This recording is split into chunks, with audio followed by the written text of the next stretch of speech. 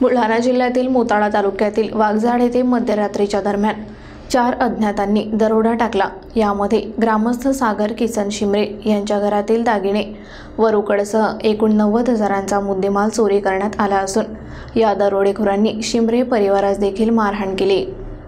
काल मध्यरात्री वाघजाड येथील सागर शिमरे राहत्या घरी कुटुंबियांसह झोपेत असतानाच घराच्या मागील दरवाजा अज्ञात चोरट्यांनी जोरात लुटल्यामुळे कडी उघडली। त्यानंतर चोरटे घरात शिरले। यावेळी शिमरे झोपेतून उठले। त्यांनी चोरट्यांना रोखण्याचा प्रयत्न केला। त्यांनी आरडाओरड करण्याचा प्रयत्न केला, मात्र चोरट्यांनी त्यांच्यासह त्यांच्या पत्नीच्या पायावर मारहाण केली।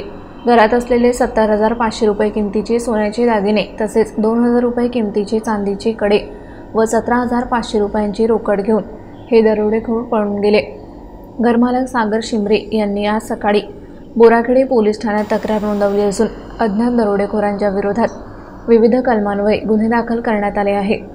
घटनेची माहिती मिळताच बोराखेडे पोलिसांनी घटनास्थळी धाव घेतली।